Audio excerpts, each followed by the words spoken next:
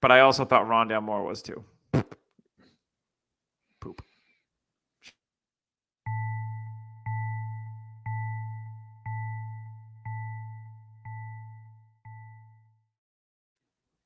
Hey, welcome back to the Dynasty Happy Hour. I hope you enjoyed the midweek pod with my boys James and Tyler and the guest host Damon.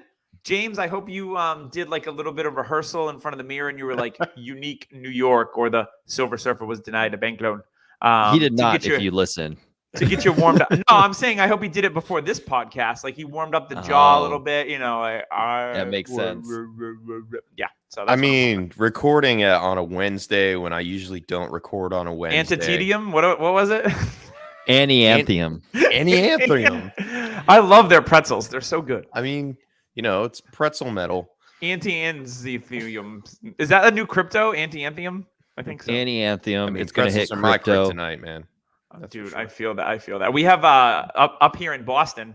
Shout out to Tommy Sweeney. We have a brewery. It's the Harpoon Brewery, and the only food they serve is pretzels, and they are like big, awesome pretzels. And they have like a cinnamon sugar pretzel. There's like 3 different types. The only food you can get, and they are absolutely delish. So shout out to them, the Harpoon Brewery in Boston. Boston nice. Kid. So yeah, we're gonna bring you week 9. We're going back. We're changing formats because Tyler likes to keep it fresh. You know, I never know what I'm gonna get. He's like a box of chocolates. He's not quite as smart as Forrest Gump with that hat on. He kind of looks like him, but you know, we never know what we're gonna get. So we're gonna give you game by game. We're not gonna go over news because we just did that. These guys just did that. So if you're looking for news, you're not gonna get that. But we're gonna cover the injuries and stuff as we go game by game this week. But first, James and Tyler, anything new and refreshing in the last couple of days since you last podcast? Call of Duty's really good. Not buying it. Yeah, I already beat the campaign. So yeah, so it's great. You beat it in 2 days. That's and you can join the DHH clan. When you I don't like to use the word clan. When you eat when you play it for as much as I did, yeah, it's easy to beat it like that. But yeah, it's fun. You know, it's interesting. You fight DHH clan, and I believe you fight Nazis in this one. So what's really going on, guys? I mean, it's DYNHH is the clan tag. Yeah. If you listen to the DHH podcast or watch the show, and you play Call of Duty, you want to play with us, kill some zombies. I just think Doug won't be there though. He's a hater. I was gonna say, I just think we're kind of we're at a split in the group because we used to play all the time together. Now we're not. So I think we're just our sync is off. We missed the dock. We kind of rubbed up against the side when we tried to die. You just like scrape the side like a fender bender. Yeah, like Apollo 13. Or what happened was we got way too good at Fortnite and we needed to switch. We did. Yeah. I mean, yeah, we did. I'm or just spent not, way too much time with Fortnite. I just don't want to spend $60 on a game that I'll play for 3 weeks and then Halo comes out and then I'll completely forget about Call of Duty. Since we lost all of our listeners. Sorry. All right. Let's get into week 9. Are we going to do this? Let's do this. All right. So we're going to start with Thursday night, which was a kind of low-key exciting game. The Colts, they take a huge lead. They win 45-30. The Jets come storming back. Mike White gets injured in this one with a wrist injury. And then Josh Johnson goes ham sandwich, 317 yards and 3 touchdowns, and brings to life Dynasty darling Elijah Moore. Now that he's got pumped into life now, and he looked great. Jonathan Taylor, the RB1 going forward in the season, 19 for 172, 2 touchdowns, a couple of receptions. Just a great game by him. And I know Tyler was pooping on me like, oh, he gets these long runs like it's a bad thing. Like, oh my God, he had a 78-yard touchdown. That's all he does. The second you say sell a player, people take it out of context. Hey, it's 2021. We take everything out of context. So I guess that's on me. I didn't take it out of context. Like, why would you sell him now? Like, I never. We advise not to. It was out of context. Everybody's like, why would you sell? No, I said you made it sound like long runs are a bad thing. No. Like, oh my God, he's talented and he breaks long touchdowns. I watched AP do it every single week in Minnesota, and he was the RB1 for years. So, I mean, the context was if you are a contender, keep him, hold him for dear life because he's going to win you weeks. But if you sucked. Rebuilding around a And second-year running back is just a failed strategy. But if that's all you have, you know exactly what I mean. Yeah, you'd be like, I'll sell him for Brandon Ayuk and four Mike other Williams. pieces. Yeah, Mike Williams. Give We'll talk me about him later. give me a 2022 first, a 2022 second, a 2023 first, 2023 second, Not enough. Javonte Williams, and a piece. Stafford just got pick sixed. Really? Who was it this time? Not sure who it was. The good news is I'm up against Matthew Stafford and Scott Fishbowl. So was let's it ride. Byard? 31? Yes. All right. We are going to go back to the Colts. Sorry, I just had to do an IDP celebration. I'm behind in a couple of leagues, and I needed Byard to PTFO, and he's doing it. So I'm loving it. All right, yeah, let's go back to the Colts. So, Tyler, tell me what you saw in this game. The Jets, there was a little bit of life there. Everyone was on Michael Carter this week. Yeah. The thing I'm looking at is hope. Hope that the weeks that Zach Wilson sat, he can maybe realize, hey, if I keep it simple, this offense works.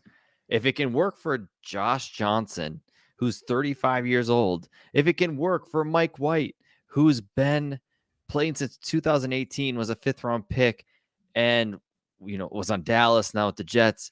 I mean, if it can work for those guys, and Zach Wilson has talent, it can work for him. Just keep it simple. Look at how the offense can move if you just keep it simple.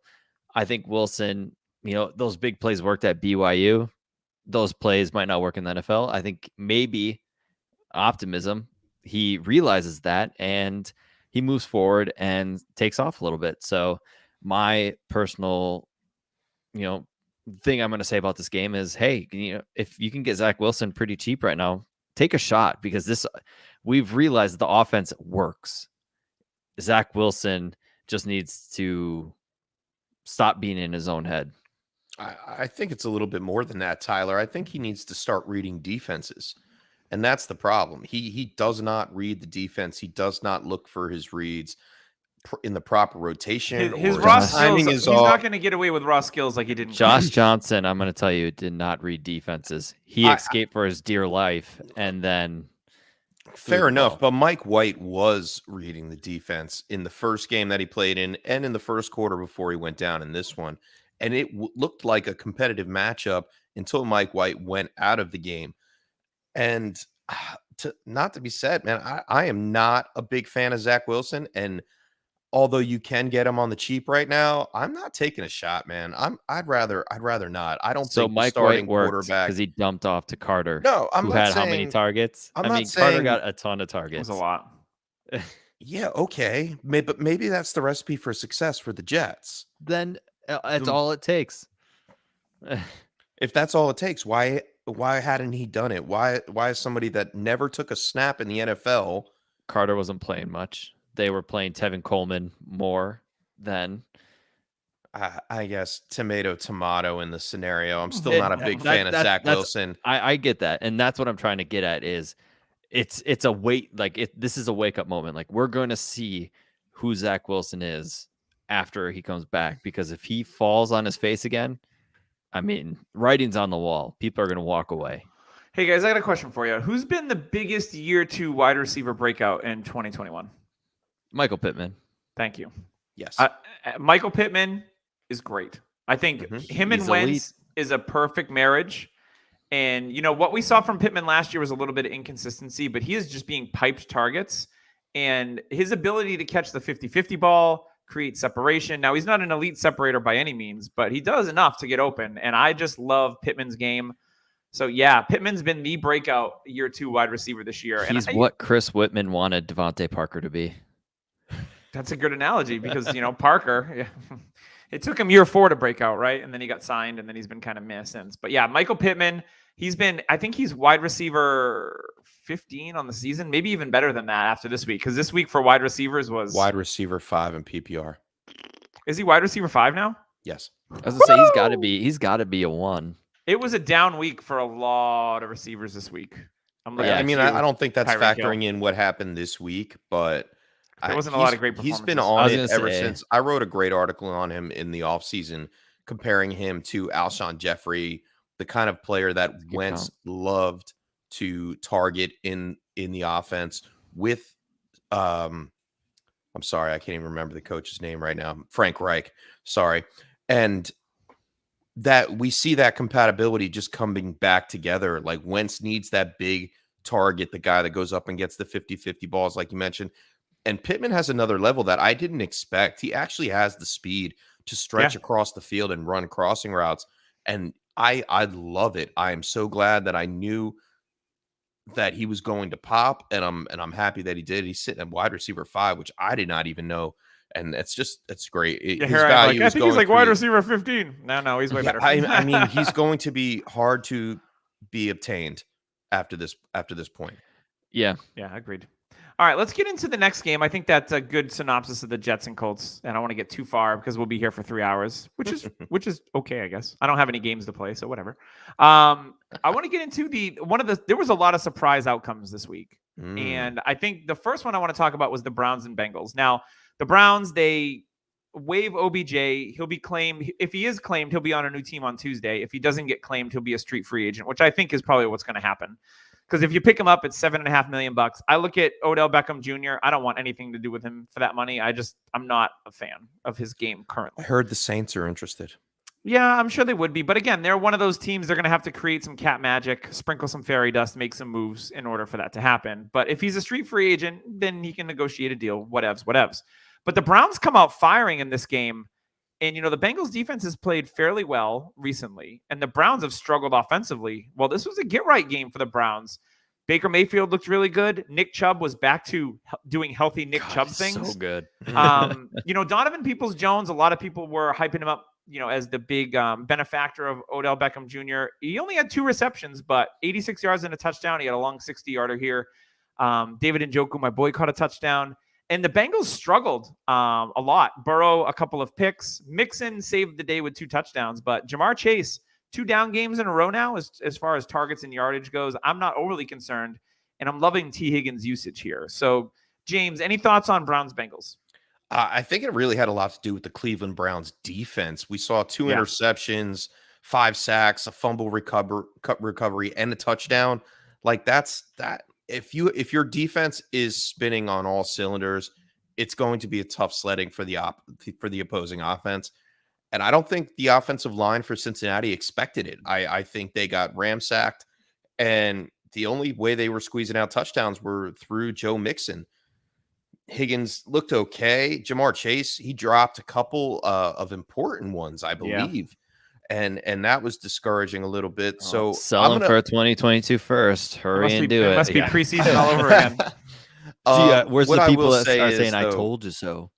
What I will say is, though, it was more so the Cleveland defense that stopped the Bengals than the Browns offense as a whole. I mean, you think about it, they were finally spinning with a healthy Nick Chubb, and that is something great. We've seen flashes of DPJ doing some things. He finally connected. Baker was playing with some more attitude, which he needed to do. Maybe he's feeling a little bit better coming off that torn labrum. Maybe he's feeling not the pressure to target Odell Beckham Jr. all the time. Bingo. It already came out that was it. He was very stressed. He can play looser because of the fact he felt like he had to get him the ball. Like that came out after he was gone. Was like OBJ said, or Baker said he felt like an anxiety almost because he felt like he had to get him the ball more. Otherwise, stuff would happen. He doesn't want to hear Beckham chirping at him and all that jazz. Yep. Yeah. So Tyler, any thoughts on this game before we move along? My thought is Baker Mayfield looked like Baker Mayfield. That what we expected him to. He was 7 of 8 at one point, and he had like 100 and some yards because of the big play to Donovan Peoples-Jones. But he was very efficient, and he didn't have to throw as much as what the Browns want to do.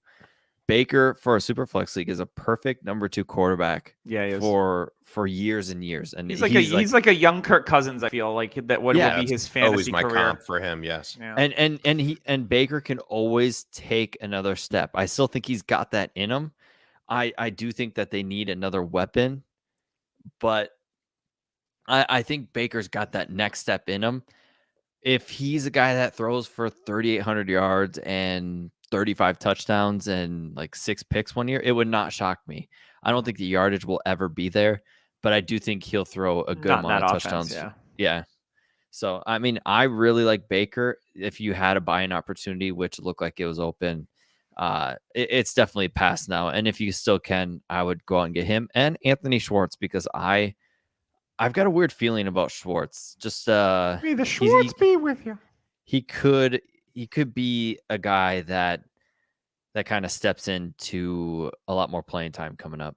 I think it's going to take him to the end of the season. Like, just like we saw DPJ last year, it took him a year to actually feel comfortable in the offense, in the scheme, before Baker really started to target him. And I mean, we saw a little flash of Anthony Schwartz at the beginning of the season, and then he died off. So I'm going to wait some time. It's a perfect buy now scenario. Not too many people are talking about him. Everybody's going to be on DPJ. And yeah, that makes perfect sense. I love Anthony Schwartz. Super young. Yep. Super young. Yeah. Also, go get David Njoku. That's all I'm saying. You should already have him. Well, I do have him in almost every league. So and Harrison Bryant. Yeah, I think Austin Hooper is going to be a cap casualty. So yeah.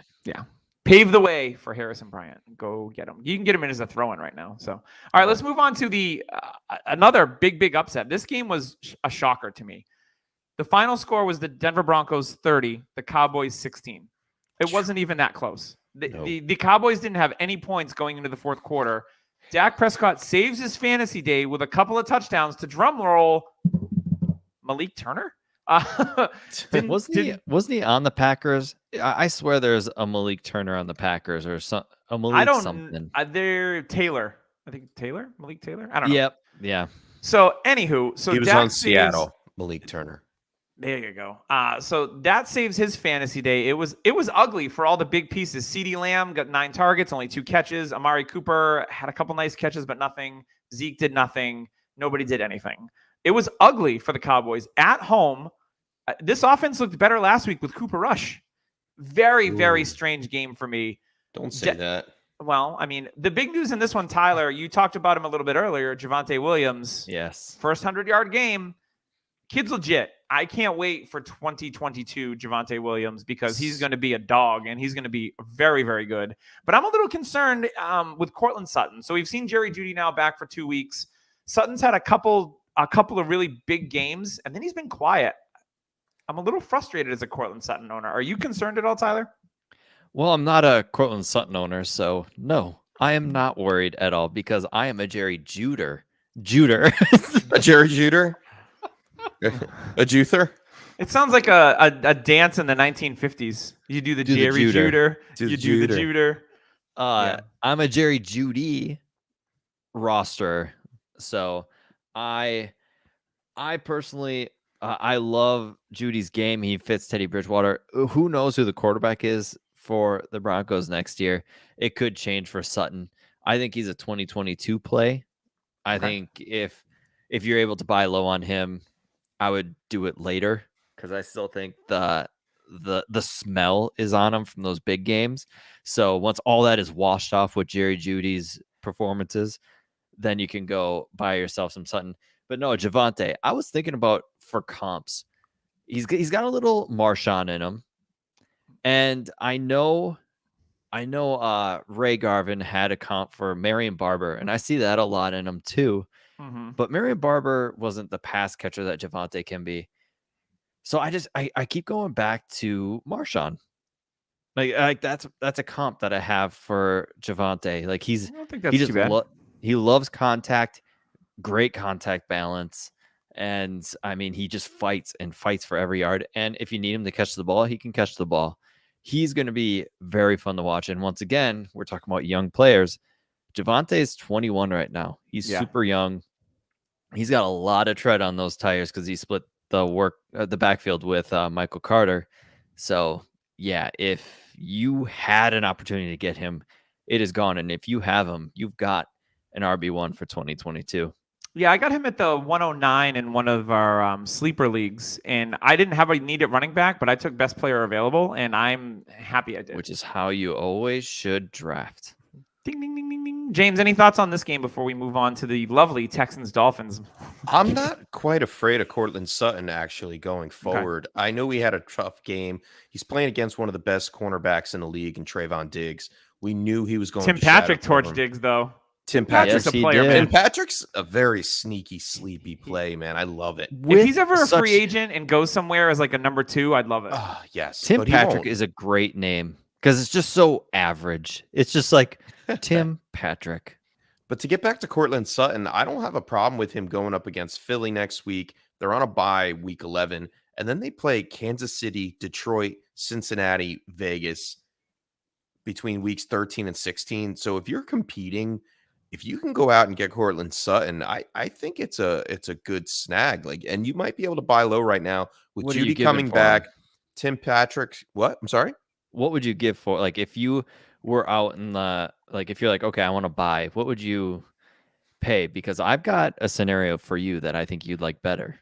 I'd be willing to give up probably a player and a pick. Not sure, depending on the player. If it's just a pick, you probably got to give up a late first for him. Right. I would say like a second and a third if I were just doing picks. Okay. That, like, at the moment, that might not get it done. Right. The thing with me though is, say you're in the rookie draft, which is filled with receivers. Say you're in the early second and you personally aren't a fan of what's left. That would be an opportunity for you to be like, hey, let me go get Sutton, even because everybody falls in love right when you're on the clock, right when your pick's on the clock. Of course. Everybody wants that pick.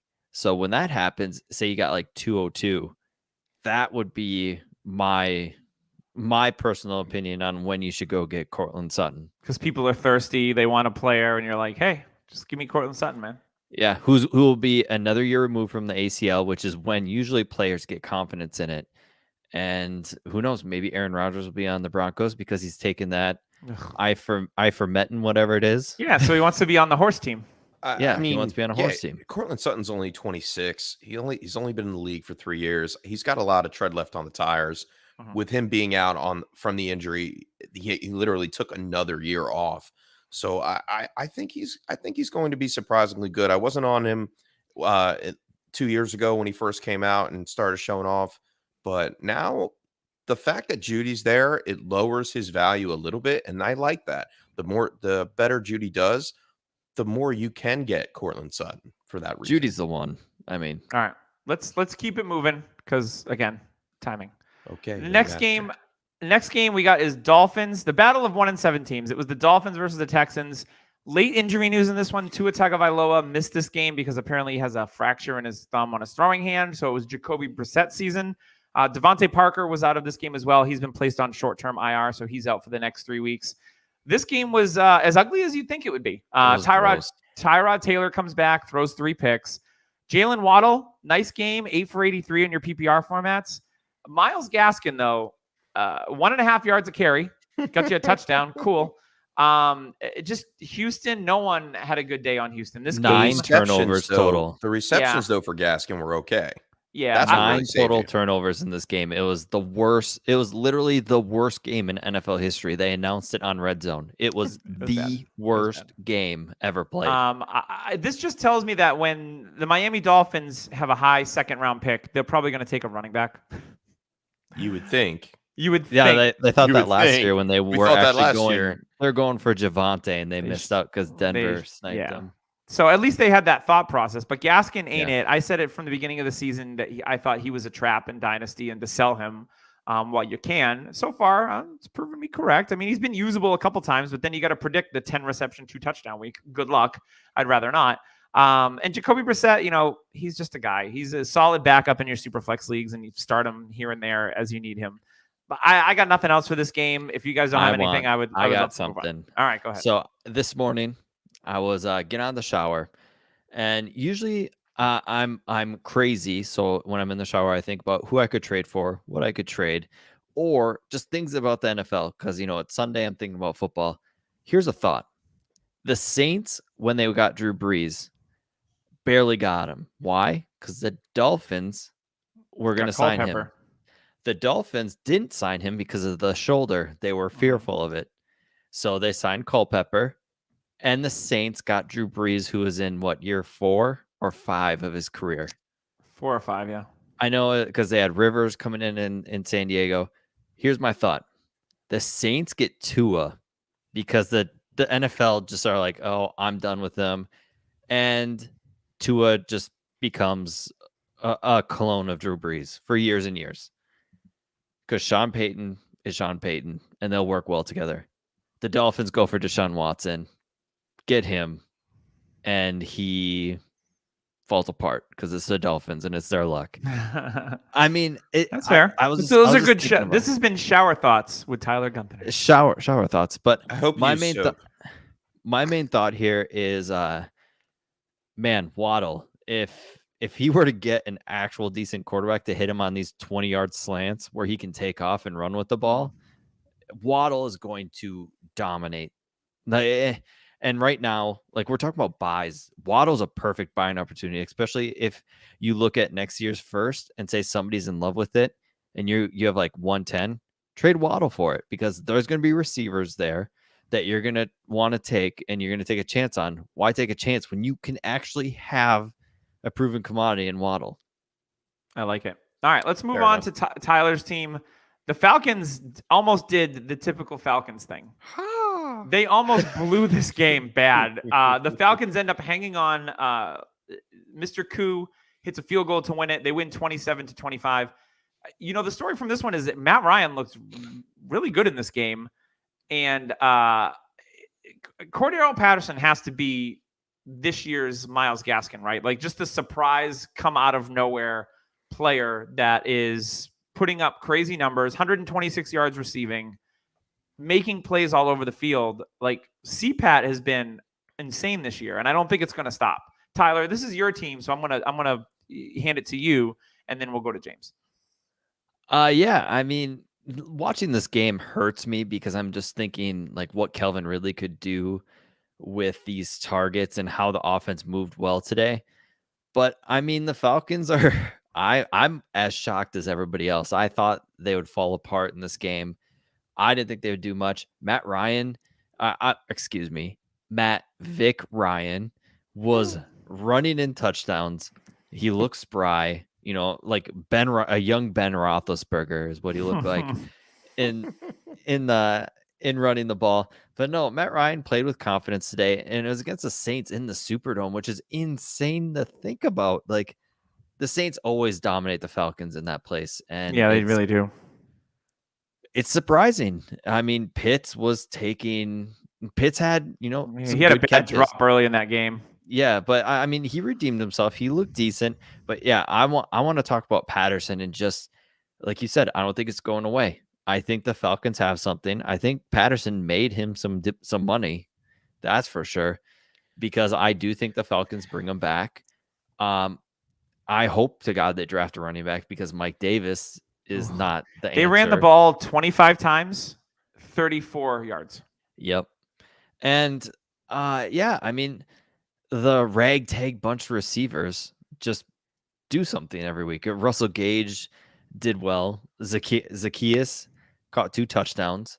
Mm-hmm. I mean, the offense moved, and Ridley, I really hope you come back soon. I hope you get yourself right, because I do miss watching him play. He's a fun player to watch. And that's what I'm going to talk about, is I do think he comes back. And if you have an opportunity to snag him up, do it, because I honestly am 99% sure he's not retiring. So if he doesn't play again this year, that's a possibility. But hey, he'll be 27. He'll be back. The offense will kind of be gelled together in the second year of Arthur Smith. I think he'll do well again. So yeah, Calvin Ridley should be on your watch list. Yeah, I thought Trevor Siemian played pretty well in this game, especially in your Superflex leagues. I had to start him in a league just because I'm kind of it's Which not league good is for that? me. Comic book. Oh yeah. It's not great, but Trevor Siemian had a nice game here. This has been the year that you've been able to pick up quarterbacks in Superflex, like your Colt McCoy, your Trevor Siemian, your Mike White. And sell them for a fourth. Like I did, yeah, Shane. I mean, thank you, Shane. Typically that doesn't happen very often, but we've seen it a lot in these last couple of weeks. James, real quick, anything to add on Falcons Saints? On the Saints side of the ball, it's Kamara and no one else. I don't want to be bothered with anybody on that team. Yeah. That's pretty much all I got on that. And like you said, aged well. I like Zacchaeus. He's come out. He caught all his targets today for 58 yards, 2 touchdowns. I don't know if that's going to stay consistent because Matt Ryan or Matt, whatever you call it. What'd you call him? Matt Vic Ryan? No way. Matty Ice. No way. Matty Ice, he's not consistent. He's never been consistent. He has ups and down games. He just came off a bad game last week against Carolina and then put up a good game against New Orleans. I want to see what he does against Dallas next week with the same ragtag group that he has. Hopefully Dallas can score points in the first 3 quarters next week. Yeah, will Dallas come off the plane is the actual question. Oh gosh. But about Cordarrelle Patterson, I mean, he's 30 years old already. I can guess. Yeah. I guess I could see him getting a 1-year extension, 1-year contract next year. I mean, his career's been a bunch of 1-year contracts for the last 4 or 5 seasons. He found a home, and the home was Atlanta. And for years and years, all the hype on Cordarrelle Patterson, and finally he hits at 30 years old. I mean, like, it's great. It's a great story. I mean, you should sell it to 30 for 30, but I don't. If they go out and buy and if they go out and draft a running back in the 2nd round, I don't see Cordarrelle Patterson really being that fantasy relevant in the future. The thing with this running back class, it'll be a lot of 3rd and 4th rounders. So, I mean, it could be to the point where Patterson is relevant again. If you're a contender, hang on to him. If you're not, you're getting a 2nd rounder and you're happy with it. Yeah, for sure. For sure. All right, let's move on to the next game. James, I'm going to let you do the lead in this one because this is your team, Giants Raiders. Hey, our team's won. All of our teams won. I just realized that. It's amazing. It's a great day on the DHH podcast. That's right, baby. Shout out to Devontae Booker, man. Career day, 21 carries, almost hit 100 yards, caught all 3 of his receptions. Who needs Saquon, right? You know, I was thinking that. The thought came across my mind while watching Devontae Booker just shred through the Vegas defense. And I'm like, if we really had, like, say we had a Javonte Williams in this offense, a 2nd round running back that, you know, we don't have to go for 5-year contracts. I think Saquon, he's great. I'm not taking anything away from him. I'm a huge fan of his talent, but you can't utilize that talent unless you're on the field. The rest of the Giants, they really didn't do too much. Daniel Jones, very mediocre. Didn't make too many mistakes until later on in the game when he fumbled. What? Daniel Jones fumbled? Oh, yeah. What? 1 turnover per game. I don't believe it. But I think the Giants defense actually gelled and they stopped Vegas in the red zone. 3 or 4 times they held them to field goals when they should have scored touchdowns. And that's what won the game for the Giants. I don't think it was so much the offense as it was the defense stopping Vegas. So that's concerning for me because I figured Josh Jacobs would easily have 2 touchdowns in this game. I didn't expect Kenyon Drake to get as much passing work. I was hoping it would go to Josh Jacobs, but that's going to be a nuisance going forward. I don't know. Drake did get banged up a little bit in this matchup. So I don't know what's going to happen going forward. But Hunter Renfro, Renfro. Everyone saw this coming after the news after the loss of Ruggs. Yeah. You know, he had an uptick in targets. Waller finally seems healthy. Those 2 guys seem to be the ones that you want in the passing game for Vegas. How pissed is Bill Belichick that Renfro isn't on the Patriots? He's probably just furious. He's like, they could have drafted him. They could have got him. He just wasn't as lunch paily and hard worker. He was too insurance salesman for them. Was he like a 4th round pick? Yeah. Renfro? Yeah. The 5th, I think. Yeah, it was like maybe 4th or 5th. Yeah. Yeah, they could have had him. Absolutely. But I want to talk about Jacobs. There's 2 things running backs have in common, and they're Zach Moss and Josh Jacobs. They never finish out the whole game, ever. We call that a Lamar Miller. He did that all the time. Yeah. I mean, Jacobs looked awesome today. I was watching. He was running hard, and I think that's his problem. He looked really good last week too. Like he Yeah, had he that just gets hurt. burst, which was really nice. He's got the oomph. But I guess he's falling into that category where we all expected when Drake came in that his ceiling is capped due to the other running back of Kenyon Drake being in that offensive system. Another one that I like next week going up against Kansas City, though. So I'm not too worried about Jacobs. Yeah. So let's get on to the next game. We got the Patriots at Panthers. There's not a lot to unpack here, except that Christian McCaffrey was back. He comes back. He gets 14 carries for 52 yards. He leads the team in receiving with 54 yards on 4 receptions. But I got to tell you, he was limited. Sam Darnold, woof. Yeah. Really, really bad game again. Like this is the 4th straight week where Darnold has, or 4th or 5th straight week where Darnold has played really, really poorly. Mac Jones doesn't do anything super exciting in this game. I did love what I saw out of Ramondre Stevenson. Yes. He had a beautiful catch and run in this game. I sat him against you. Yeah, he was breaking tackles. Damian Harris led the way, 15 carries, 30 yards. He did score a touchdown for you. But Ramondre Stevenson was 10 for 62 and 44 yards through the air. Hunter Henry scores another touchdown. But other than that, like, this game sucked. I mean, it looked like J.C. Jackson and Sam Darnold play catch in the offseason. Yeah. That's pretty much what the game was. I feel so bad for DJ Moore because he looked like he was taking off to another atmosphere. He got drilled in this one. Sam Darnold is stopping. He's like, no, when I'm around, you are not playing well. Like it's bad, and I feel bad for it looked like the people who trusted Darnold. I mean, I jumped off the wagon after last year, and I was like, nope, not doing this. I took a roll. I rolled down a hill, a canyon. I just took my tumble. And I'm off. I tumble for you. And I mean, there's people that are like buying low on him, and it's just not it. No. And people are like, oh, maybe it was the Jets because Wilson's not doing good. No, it wasn't. It was Darnold. Darnold's a free agent after this year, right?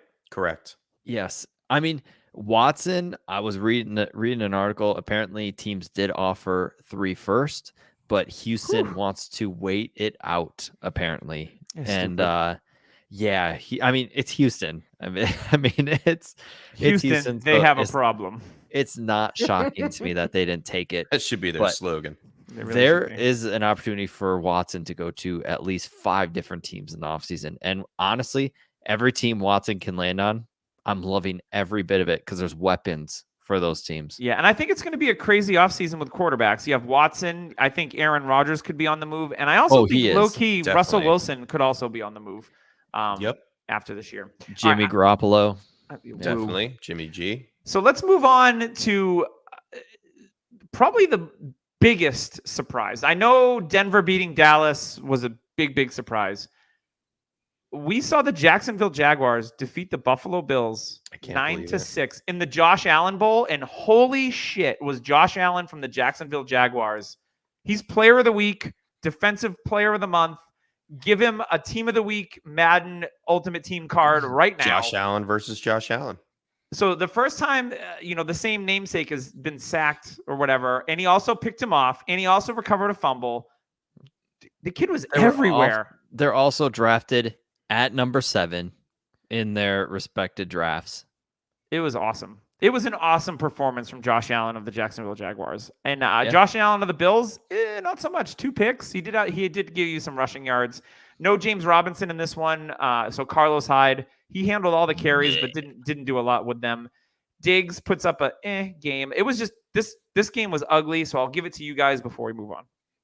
I mean, there's really not too much to say. One good surprise was Dan Arnold. I like Dan Arnold. He's been in consistent. The Jacksonville offense for a tight end to change teams like he did and be heavily targeted week after week. I mean, we look at his targets. Solid. He has not had less than 5 targets over the last 4 games now that he's played in. And I was intrigued when he played in Arizona and intrigued when he moved to Carolina. And the move to Jacksonville, it seems like they want him in that system. Urban Meyer relies on him in that system, and he seems to be like a safety valve for T-Law. So I'm all about Dan Arnold.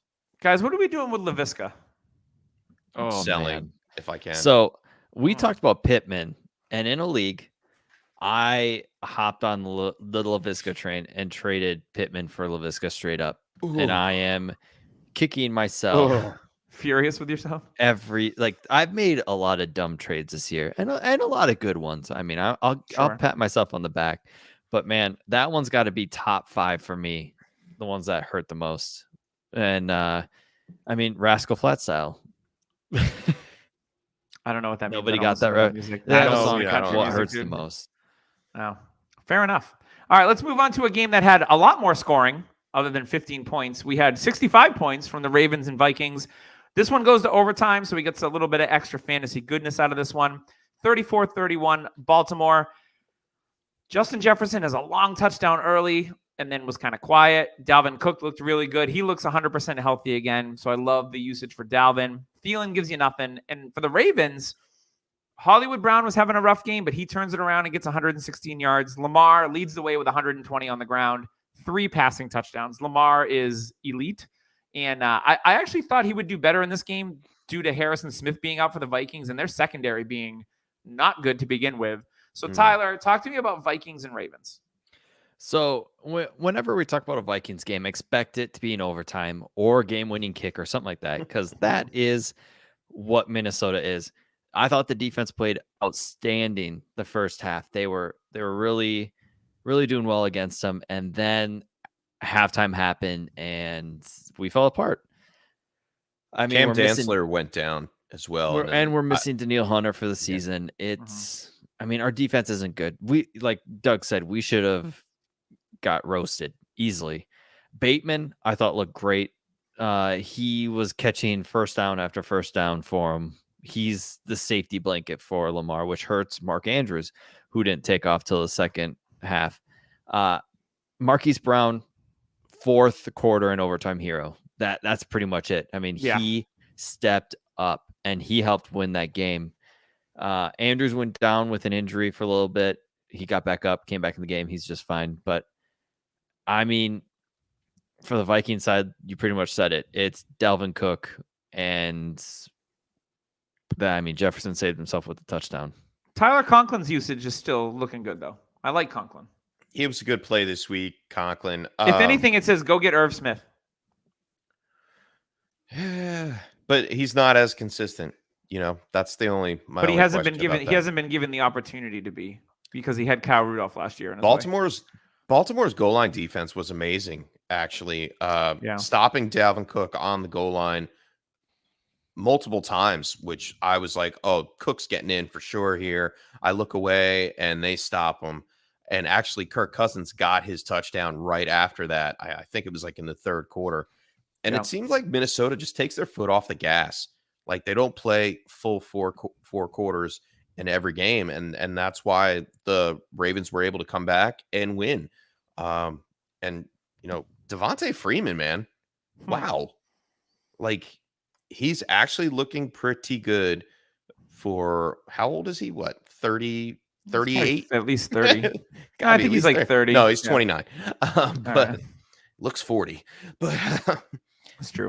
But yeah, man, I think the Ravens are definitely setting a precedence in the league to be one of the top teams to beat going forward, and they do have Super Bowl hopes. That's for sure. I can't wait for Gus Bus and J.K. to come back. Oh man, I miss J.K. Dobbins this season so badly. Yeah, as do I. All right, let's move on. We've got the Chargers at the Eagles to start off our 4:00 games. This was the only 4:05 kickoff. And, you know, I got to say it's frustrating as a Devonta Smith redraft rosterer. You know, in the matchups that he could smash in and they're good on paper, he doesn't do anything. And in this matchup, LA rather, has been one of the best teams against the pass. And he pops off in this one. 5 for 116 and a touchdown. I'm like, great. I left him on my freaking bench. As did I. So awesome for Devontae Smith. Boo to Mike Williams, though. Like, where has Mike Williams gone? Do we know what's going on with Mike Williams? Because he started off on fire. He was the number one wide receiver for a few weeks, and then he started to dip a little bit. Cooper Kupp took over. But Mike Williams, the thing about Mike early in the season was consistency. He was getting a ton of targets. The last few games, it's been all Keenan Allen in the passing game, and Donald Parham.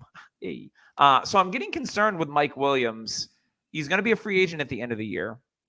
Do you think Mike Williams can go to a team and be an alpha, James? Yes, I do. And the reason why he's been pretty much not putting up fantasy points over the past couple weeks is the teams he's playing. Look at the secondary and the cornerbacks that he had to go up against. Marlon Humphrey against Baltimore, J.C. Jackson in New England, and then he got shadow covered today by Darius Slay. Those things slow you down. He is not used to being an alpha wide receiver, and I guess this is a learning curve for him later in his career. He was targeted 5 times. He dropped one ball that he should have had. The other 2 were missed throws. And he had dropped one in the end zone. I've always been a fan of Mike Williams. I know he can put together great games. They are going to be hit or miss. I think he actually stays with the Chargers. I think they get him, sign him to another contract, like at least another 3-year deal, and he stays there, stays put, and he is the alpha going forward. Because Keenan Allen, how many years does he have left? What, 2 years left on his contract? I think they take a shot with Mike Williams and Keenan Allen in this offense, and I don't think Mike Williams goes anywhere. And Donald Parham Jr., who will be the guy once Jared Cook is out of the picture. Love him. Love it as well. On all of my taxi spots. The crazy thing in this game is, so the Eagles only threw the ball 17 times. They ran the ball 39 times. So this is 2 straight weeks that the Eagles have been really super run heavy. They said they were going to be. Yeah, and so they delivered on it. I mean, there was only 4 different receivers that caught passes in this game, which is wild to me in an NFL game. The biggest surprise to me was the amount of work that Jordan Howard got. 17 carries for 71 yards and a touchdown. Gainwell gets a touchdown, but he only carried the ball 2 times. Yeah. And then Boston Scott, he had 10 carries for 40 yards. Like, where the heck did Jordan Howard come from? Like, and I'm mad because I have Miles Sanders on my IR. I was going to say, why would they start running the ball now without Miles Sanders? Exactly. So mad. I mean, this may be an opportunity. If this is what they're going to do moving forward, go get Miles Sanders. Go get Miles Sanders. And you can probably get him pretty inexpensive considering he's hurt and he hadn't produced before he got hurt. So I would look at it as the offensive scheme going forward for the Eagles, because Hurts didn't really throw the ball until later in the game, and he only threw the ball 17 times total. Yep. Exactly. So they're trying to reel him back. They're trying to reel him back. They're trying to eliminate the mistakes. He did not turn the ball over at all today. They didn't throw a single pass to the running backs. No receptions out of the backfield. Correct. Another wild stat, right? It's just like he's not that. What they did in the beginning of the season obviously was not working, and they're trying to switch it around. They're trying to run the ball and see what they can do on defense and see if they can win the game like that. But it's not working either way. I think they're just losing for draft picks at this point. Yeah, I agree. So yeah, definitely go get Miles Sanders. The usage should be really good when he comes back, and I love Miles Sanders' talent. So let's get on to Packers and Chiefs. This game, we all knew that Aaron Rodgers was out because of the COVID whatever. But I assumed that the Chiefs, this would be kind of like not a get-right game per se, because the Packers defense has been playing well. But, man, this game was an ugly, ugly watch. The Packers don't score until late in the 4th quarter. Jordan Love, his first NFL start, I thought he played okay. I didn't think he didn't puke all over his shoes. Nothing special, though. No, but on the road in Kansas City, a really tough task for a rookie quarterback who's starting on short notice, more or less. But the Chiefs' offense, James, I am concerned. Mahomes... This is a few weeks now that the Chiefs offense, they were scoring 30 points a game, and now they're struggling to score 20. So I don't know what it is, but, Kelsey has a bounce back game because he played the worst I've ever seen him play last week. He comes back 5 for 68 and a touchdown. He looks relatively normal. Tyreek doesn't do much with what he's given. They ran the ball a lot in this one. Darrell Williams, had 19 carries, but this was a weird game for me. What were your thoughts? Same. It was weird. I didn't expect Green Bay to win just because of Jordan Love. And I was waiting to see what Jordan Love would do, considering that the Giants almost and should have probably beaten Kansas City last week. I was thinking maybe Jordan Love, if he's actually good, he does have some decent weapons around him. But he really didn't. He targeted Devontae Adams, which everybody would think 14 times. But his one target in the end zone to Allen Lazard was the actual first touchdown in his career, which was it was Great nice. play by Lazard, by the way. It was a great pass to Lazard in the end zone, but his only target. Like I think Jordan Love is a backup quarterback for a reason. I am not going out and trying to invest in Jordan Love for next year. I don't see him being a I better. bet Tyler is. Yeah, I know. Tyler is like the king of the backup quarterback or the second string quarterback going into his starting career. But I really don't think Jordan Love is the answer in Green Bay. I really don't. That's my personal. How about this backfield split we're seeing though? Like Aaron Jones, they signed him to the big long-term deal, and now we're seeing, he has 12 carries, while Dylan has 8, and Dylan has 4 receptions for 44 yards. Like I said on the Trophy Time podcast that I thought AJ Dillon was going to have flex appeal even with Aaron Jones. I didn't even think it was going to be like the usage is kind of surprising, but I think Dylan's got some talent. So super interesting. Aaron Jones, 2 targets, 0 receptions. Like that's who you use in this matchup against the Chiefs with a young quarterback.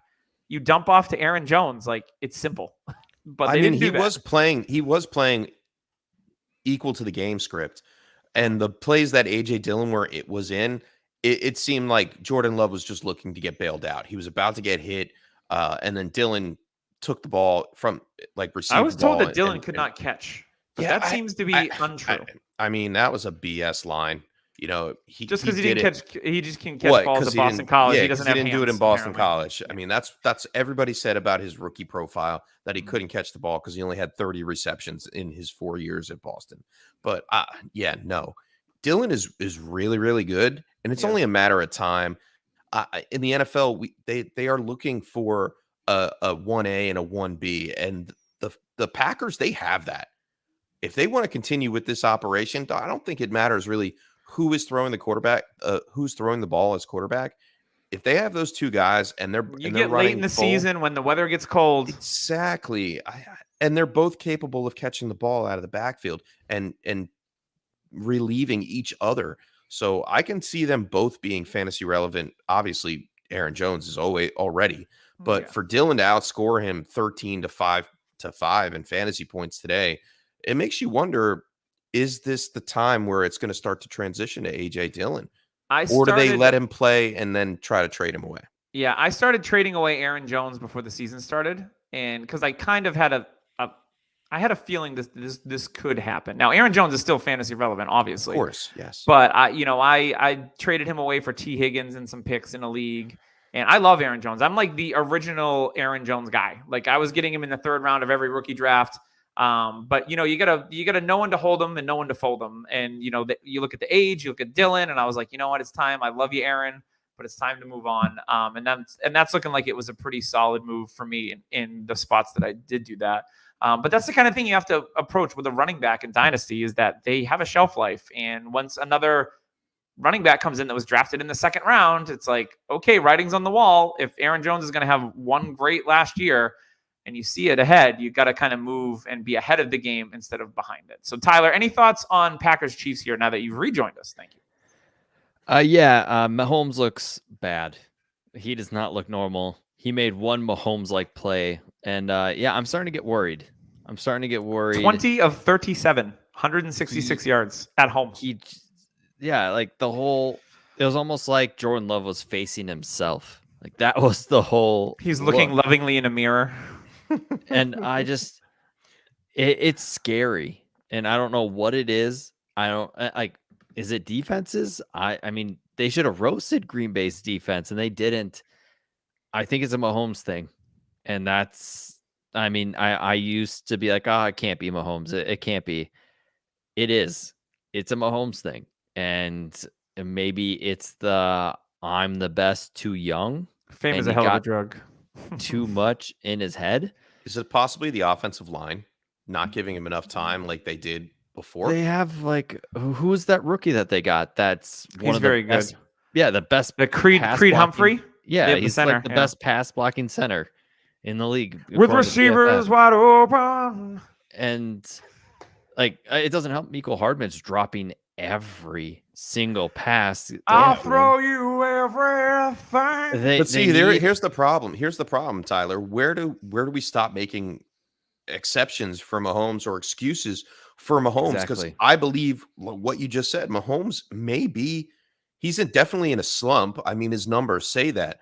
But how much can we say, yips. oh, it's the team, it's McCole Hardman. This week it was Tyreek Hill that wasn't playing up to his full potential. Last week it was Kelsey. Like, is the answer CEH in this backfield? Like, Darrell Williams has looked good. Because Darrell Williams looked pretty well. I mean, he ran the ball well, 19 carries, 70 yards. I mean, I don't want to take that away from him. But it just seems like the offensive line could not get a push on this Green Bay defense, which we all in the past thought it would have been easy just to run through. I got a theory. It just popped in my head. Okay, let's hear it. Mahomes just had a kid. We all have kids here. Yes. Oh, God. New dad. Right here. Daddy tiredness. Yeah. Well, I can relate to that. First of all, the dude's worth $500 good million. idea. He ain't tired. He's got live-in nannies at his house. Yes. Like, I don't even want He to hear has the that, au pair. Jazz, It's Tyler. called an au pair. It's an au pair if you're fancy. Maybe he took too much on at once. I mean, he owns half the Royals. Doesn't he own another, like the soccer team, the Kansas City soccer team? I think he bought a share of them. Yeah, but here's the are we thing. gonna These athletes invest. They don't do anything. They We're just going have to their chalk this shares. up to being daddy tired. I mean, No, I'm not. I'm not taking that it's stroll down Mahomes. narrative street. It's Mahomes. It's Mahomes.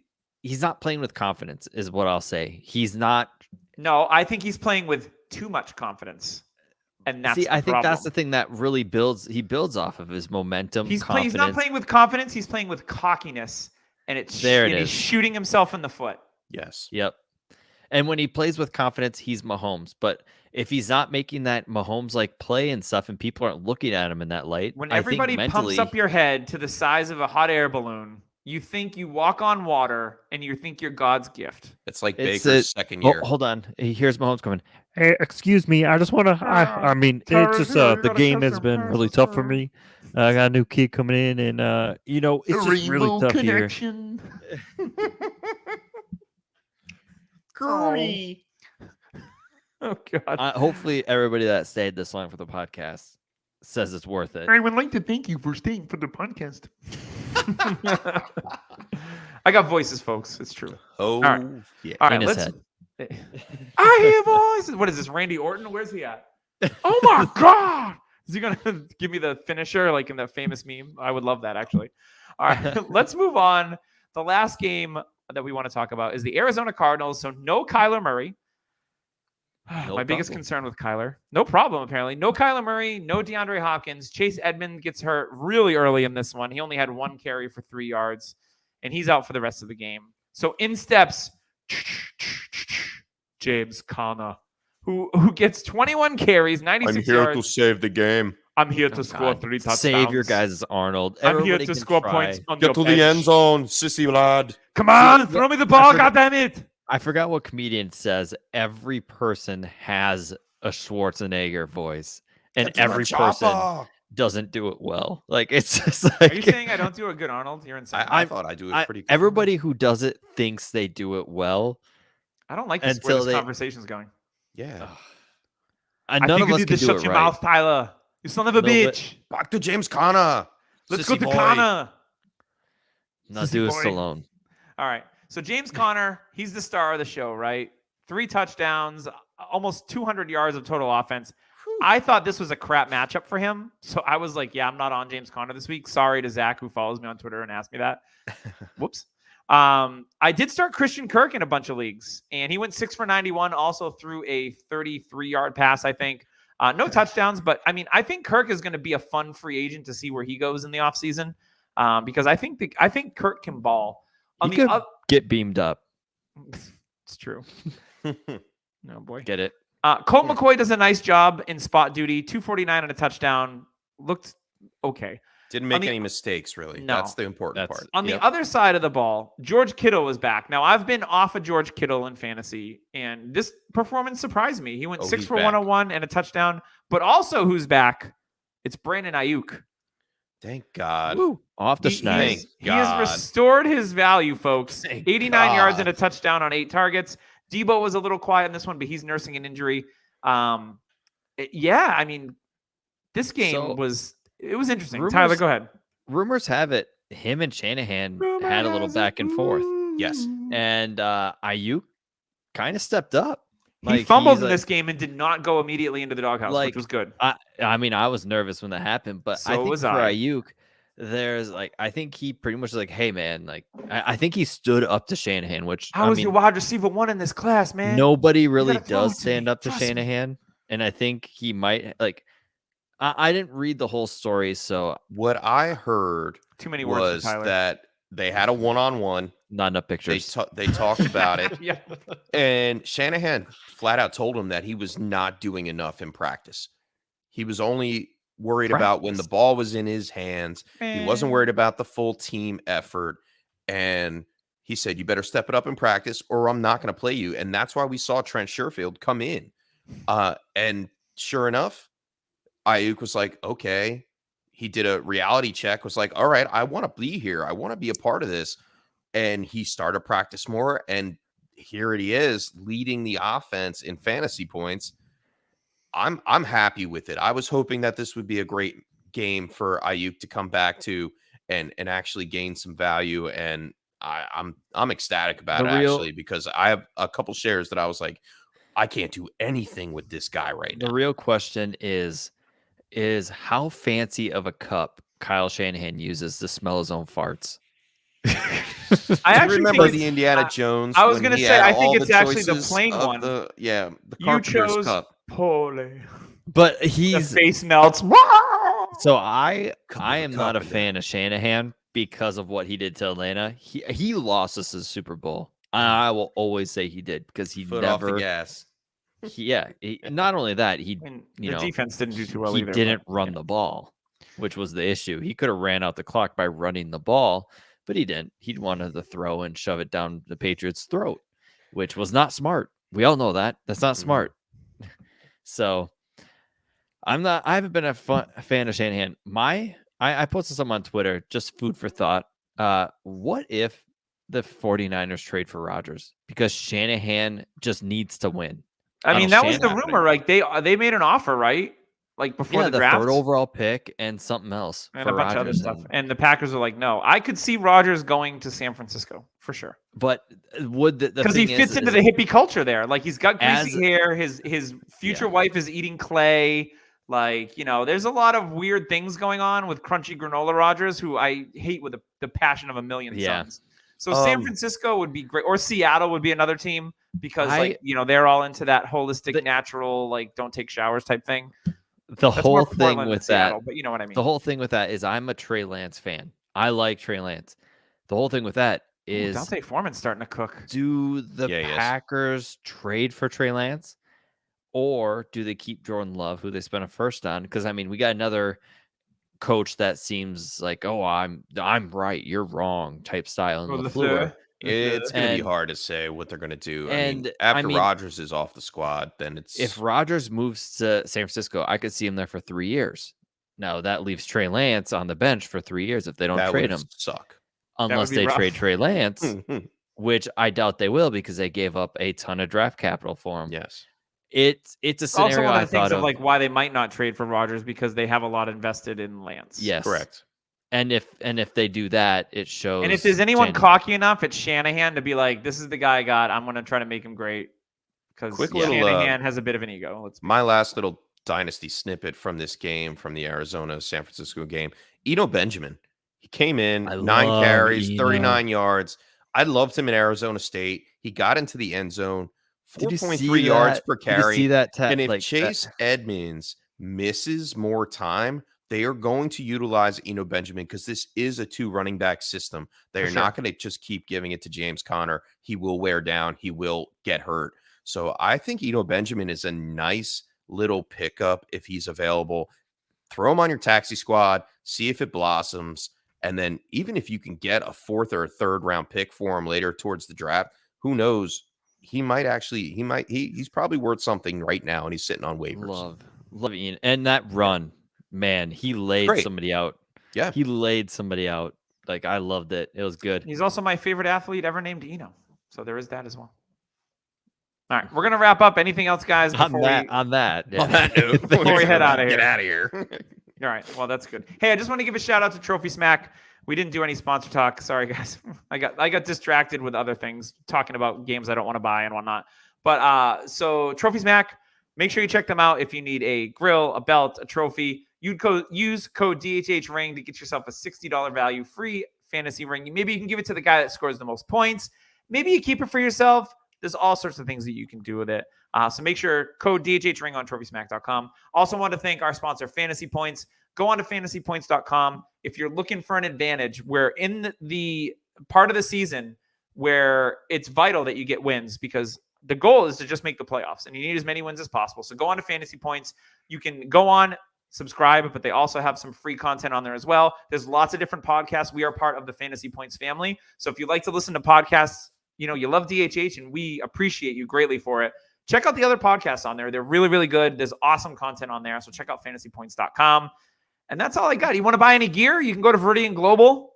So you can check out all the DHH gear, sweatshirts, t-shirts, all those things. Make sure you go into Apple iTunes, leave a rating and review. We would love that as well. Good things, bad things. We want to hear it all. Just don't be a jackass. That's all I ask. But that's all I got. So for James and Tyler, this has been Dynasty Happy Hour. We'll see you next week.